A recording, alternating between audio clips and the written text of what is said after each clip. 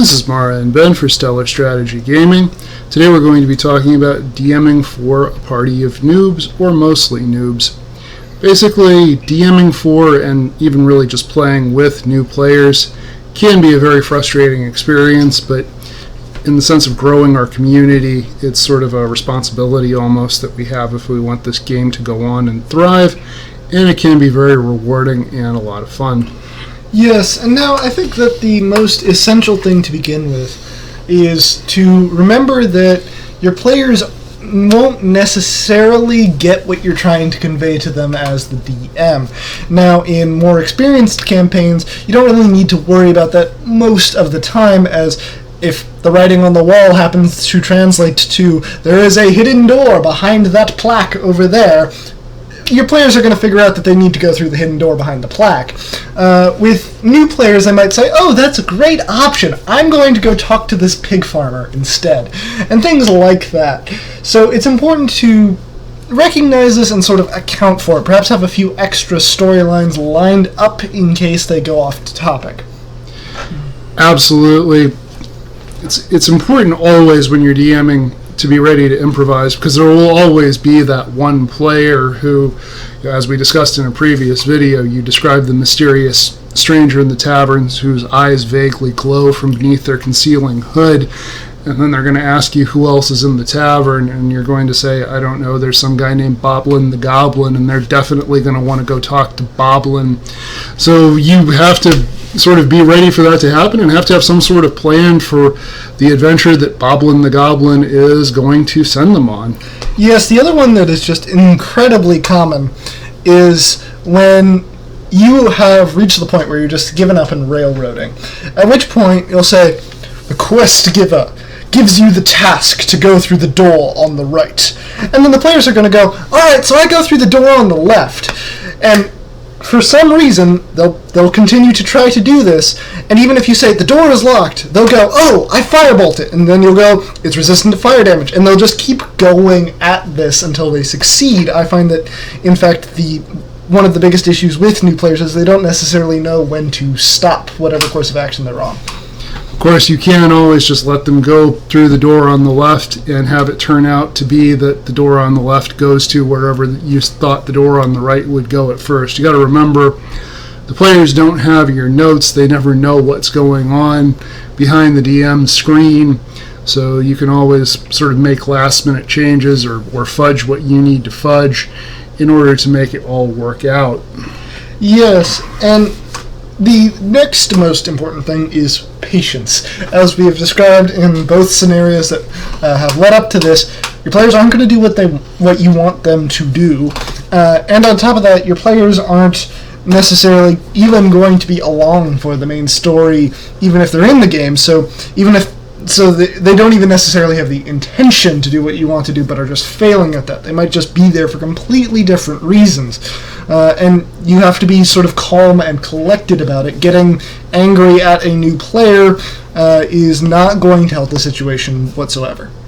One challenge that has come up for me a lot, dealing with both new players, but sometimes with older players as well, is you do run into the situation where some people could not remember their proficiency bonus if you put a gun to their head. They have no idea what anything on their spell list does. They're just, it's a little bit baffling, but they're just kind of clueless. They're just kind of there for the ride, and it's extra work for the DM. But what you basically have to do at that point is, depending on how sort of far gone they are with it, you have to either be able to tell them, all right, it's your dexterity modifier plus your proficiency bonus or whatever, or you just write it down yourself. Put it in your DM notes, tape it to your screen or put it in your phone, or however you're running your campaign. Just have it written down for them. Roll the 20-sided die. No, the 20-sided die, the one with 20 sides. Yes, that one, thank you very much.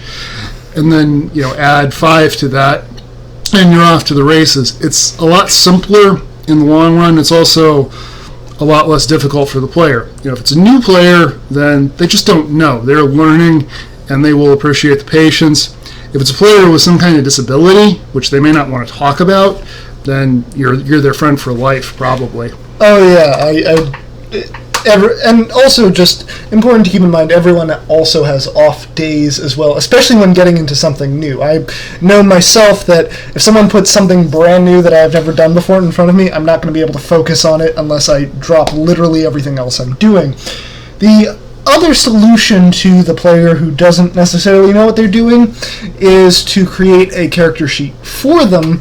However, you ask them first, what kind of character are you looking for? If, for example, the player that is joining basically joined because you said, oh, it's going to be like Avatar The Last Airbender, and they say they want a character like Korra, you're going to make them a monk with the elemental path, or you're going to make them some sort of wizard, is my best guess, anyway. And so you can still make their character the way they want them, while avoiding certain mistakes like them putting their constitution modifier as a negative and then thinking that they're losing health every time they level up and things like that. Absolutely. One of my first characters was a cleric who was a life domain cleric who I played like a frontline fighter because I just had no idea what I was doing. And when you're in that situation as the DM, you need to be ready to do one of two things. Either rewrite the rules of the game a little bit, or rewrite the person's character a little bit with them. You're going to have to gauge it. It's going to depend on the comfort level you have with the player and the comfort level both you and the player have with the content. Yes, and going sort of by tiers, the main thing that you're going to remember in combat is going to be the fact that your players aren't building characters optimally if they're doing it themselves. Most of the challenge ratings in the monster manual are A, completely broken, but B, they're sort of assuming that you built the best possible character for whatever level it is, so you took the human variant, you took the feats, you took whatever it is to create the optimal paladin with 30-odd hit points at level 2. That's not going to be how a new player plays. My first character was a drow wizard who was in a campaign on Mount Celestia, the brightest of all of the planes, who also was losing health every level because I didn't know how constitution modifiers worked at that time. So that character went down every combat session we were in until I figured out exactly what I was doing. And it's important that you remember that. And it's also conversely important that if you're DMing for a party of noobs and you're DMing a bit more long term, you have to remember that there's going to be a power shift at some point where you go from, oh, these players don't know what they're doing and are going down every combat to, oh my god, they're killing every single monster I have because I thought that they were going to be much worse than this. Yes, the campaign I'm DMing right now, I have Mara and 2 new players in the campaign. One of the players picked a Halfling Beastmaster Ranger, which is arguably the worst combination of things to put into a build. I mean, internet, by all means, if you want to put something in the comments and tell me what's worse than that, I genuinely want to know. I'm genuinely curious. Your Goliath wizard. I mean, I'm sure there's something, but yeah. So it was a deal of having to fudge a lot of rules in order to make this character work. Because I don't want to tell a new player, your character sucks. They're going to figure it out. And fudging the rules a little bit, making the character a little bit more fun, doing a little bit of variant rules for how the companion works is crucial. And yeah, when I was new to the game, my second character was a tiefling bard that I had no idea how to play until about, I think we were level 4 or 5 before I started really figuring it out. And I started figuring out how the spells really worked. I started figuring out how expertise worked. I started really figuring out how to make this character happen, and by just a happy coincidence, I had chosen College of Lore for the Bard's College, which is even now probably still the most powerful one, although that's certainly debatable. Point is, yeah, all of a sudden, this character went from sitting in the background slinging insults and your mom jokes at goblins to a party of whatever approaches, okay, I do this and that whole party is dead. So it really required some adjustment from the DM. Yes. And the final thing, really, for me at least, is that you have to remember there are going to be two types of people who are joining D&D. At least I find, or two types of noobs. One of which is the disinterested person who probably, while you were telling them how to create a character, was on their phone and asked if cooking was a skill while not actually looking at any of the proficiency lists. The other kind of person is actually, I'd say, the more dangerous and problematic kind, which is the noob who is way too into the world and way too into D&D and is like the giant nerd. They can be a lot of fun if you direct them and if they can sort of pull back a bit on that.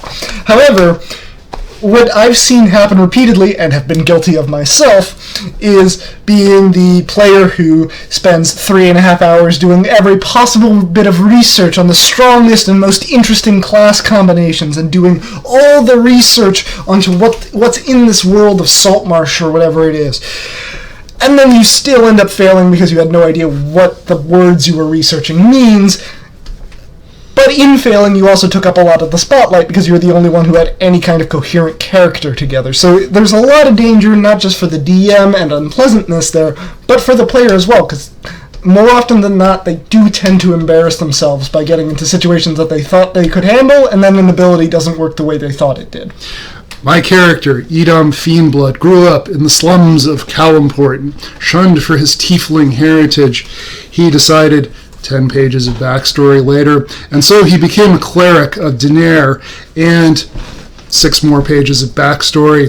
Blada, blada, blada, blada. Okay, you're in your first combat. The goblin rolls a nat 20. Edom's dead. It's also after the 20 pages of backstory that I, the DM, would be asking, wait, isn't this character level 1? Because that's also a frequent occurrence with the backstory. As you're playing, this is going to be especially crucial if it's a mixed party with noobs and veteran players. I ran into this in my very first session. You have to make it clear to both the veterans and the noobs that you are the DM. You are making the calls during the game. Any discussion for whether or not your calls were right, you can have them. They have to happen after the session is over.